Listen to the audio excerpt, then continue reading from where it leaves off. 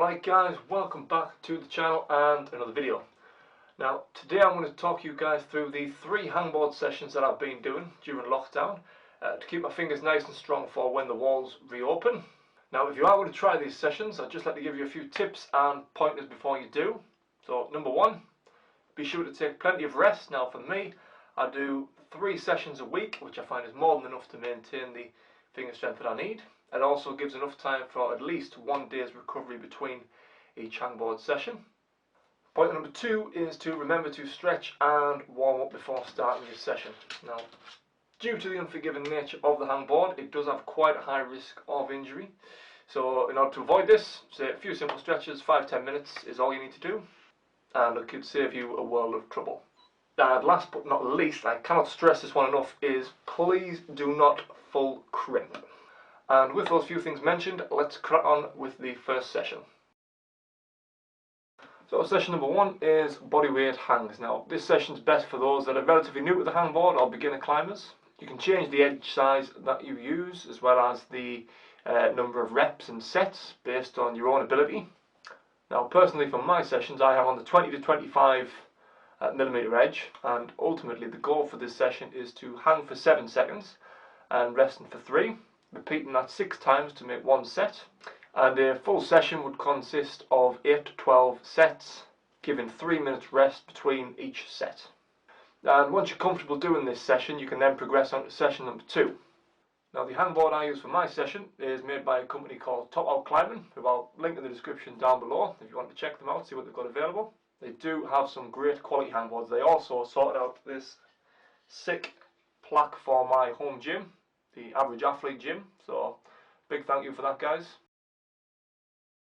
Now for session number 2 we are going to reduce the reps but increase the intensity of the reps, and to do this we are going to do weighted hangs. The edge used for the session is the same as the previous session, so for me that's 20 to 25 millimeters. Again, the weight you add to your hangs will depend on ability. Again, for me personally I use 10 to 15 kilos, and how this session works is you hang for 10 seconds, rest for 40 seconds, and then hang for another 10 seconds. So you're hanging for 20 seconds out of 60, and that gives you 1 set. I recommend doing 6 to 8 sets per 1 session, and taking a solid 4 to 5 minutes between each set to ensure that the reps are really high quality. Be sure that when you're completing these hangs you do engage your scapula. That way you should hang with a slight bend in your arms. You don't want your arms to be fully extended and your shoulders by your ears. And on to the third and final session, which is max hangs. Being the most strenuous of the 3 sessions, I do recommend taking 2 days break after completing one of these sessions, and only really doing max hangs if you do have quite a bit of climbing or hangboard training experience. The max hang session requires you to hang for 7 seconds on the 20 millimeter edge, followed by a 5-minute break before the next hang.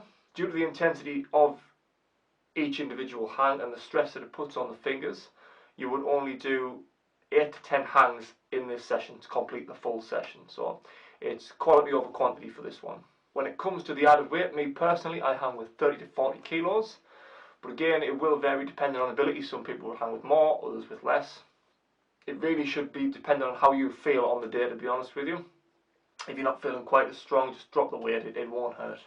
And it may prevent you from getting injured. With these kind of sessions, it's really important to understand when to listen to your body and your fingers, and not to push your limits to avoid injury. Because if anyone who's watching this has had a finger injury in the past, they'll know what an absolute nightmare it is to get back climbing again once it's done. Even just the slightest of injuries can keep you out of climbing for like weeks. So guys, that is the 3 sessions that I have been using and will continue to use throughout the rest of this lockdown. If you do decide to give them a try, let me know how you get on in the comments down below. I'll be interested to hear. And thank you for watching. I will see you guys in the next video. Bye for now.